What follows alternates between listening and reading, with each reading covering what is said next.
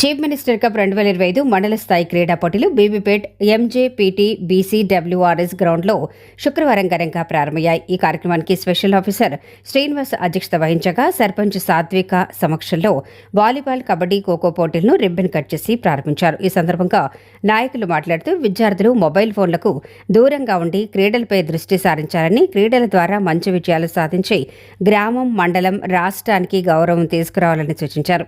తల్లిదండ్రులు, గురువులు కూడా పిల్లలను క్రీడల వైపు ప్రోత్సహించాలని పిలుపునిచ్చారు. ఈ కార్యక్రమంలో మార్కెట్ కమిటీ చైర్మన్ పాతరాజు, మాజీ DCMS vice chairman Indrasenareddy, Congress party మండల అధ్యక్షులు సుతారి రమేష్, మాజీ MPP Ravinder Reddy, MPDO Purnachandroday Kumar, market committee director Thota Ramesh, senior నాయకులు భూమాగౌడ్, మహమ్మద్ సలీం, సర్పంచుల ఫోరం మండల అధ్యక్షులు మట్టా శ్రీనివాస్, గ్రామ సెక్రటరీలు, సర్పంచులు, ఉప సర్పంచులు, వార్డు మెంబర్లు పాల్గొన్నారు. అలాగే అన్ని పార్టీల నాయకులు, గ్రామ ప్రజలు, విద్యార్థులు, విద్యార్థినులు పెద్ద సంఖ్యలో హాజరై కార్యక్రమాన్ని విజయవంతం చేశారు. ఆకాంక్ష అదేవిధంగా ఈ రోజు బీబీపేట మండలంలో సీఎం కప్ టోర్నమెంట్ మన యొక్క ఇనాగ్రేషన్ కు ముఖ్య అతిథిగా విచ్చేసిన మన మండల స్పెషల్ ఆఫీసర్ శ్రీనివాస్ గారికి, అదేవిధంగా బి రమేష్ గారికి, అదేవిధంగా మటసీని గారికి, అదేవిధంగా ఇక్కడికి ఇచ్చేసిన అన్ని గ్రామాల యొక్క మన సర్పంచులందరికీ కూడా పేరు పేరున అలాగే సెకండ్ ఎడిషన్ ఆఫ్ సీఎం కప్కి రిజిస్టర్ చేసుకున్న విద్యార్థులకు నా హృదయపూర్వక నమస్కారములు.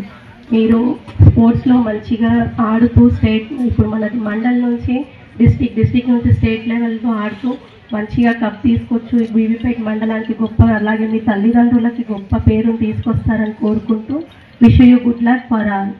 Thank you so much. మండల రామకృష్ణ అని పీడి ఈసారి దీనికి మండల లెవెల్ కమిటీలో ఉంటారు.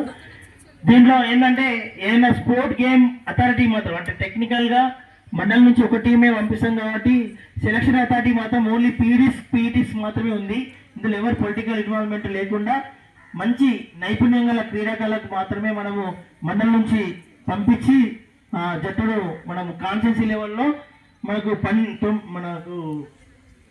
3 తారీఖు నుంచి 5 తారీఖు వరకు కాన్స్టిట్యున్సీ కామరెడ్డి లెవెల్లో ఉంటాయి కాబట్టి ఖచ్చితంగా మన మండలం నుంచి పోయిన పేరు కాన్స్టిట్యున్సీలో గెలిచి జిల్లాకు కూడా రావాలని, మన మండల్లో మంచి స్ఫూర్తితో ఆడి మన బీపేట గౌరవాన్ని పెంచి రాష్ట్ర స్థాయిలో మంచి పేరు తీసుకురావాలని, అలాగే మన మండల్లో ఇంతవరకు మనము వేరే ఊర్లోకి పోయి ఆడేటోళ్ళం.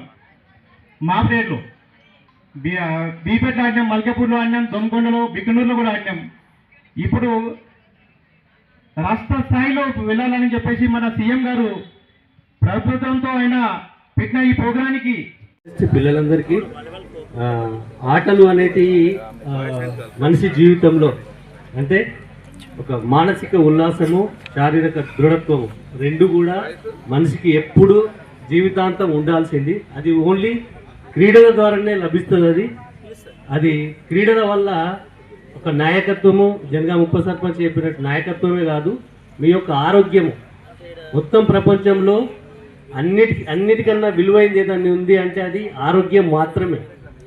అది ఆరోగ్యం బాగుండాలి అంటే మన శారీరక దృఢత్వం ఉండాలి, మానసిక ఉల్లాసం ఉండాలి. అది ఈ రెండు మనిషికి క్రీడల ద్వారానే లభిస్తాయి. చాలా ఇబ్బంది పెట్టి ఏమన్నా చేసి కానీ బీపీటకు ప్రైజులు తీసుకురావాలనే ఉద్దేశంతో చాలా స్ట్రిక్ట్గా చేస్తుండే. కాబట్టి మీ అందరికి ఎందుకు చెప్తున్నామంటే ఇప్పుడు యుగం మారిపోయింది, తిడితే కొడితే పడే రోజులు అయిపోయినాయి. కాబట్టి క్రమశిక్షణ అనేది లోపించింది.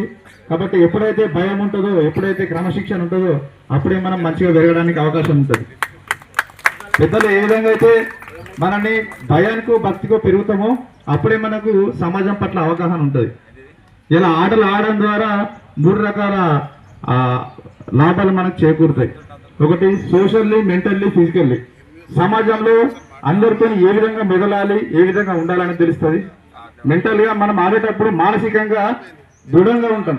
ఇలా అంటే నేను చచ్చిపోతా, ఊరేసుకుంటా, చచ్చిపోతా అనే కాడికి వచ్చింది.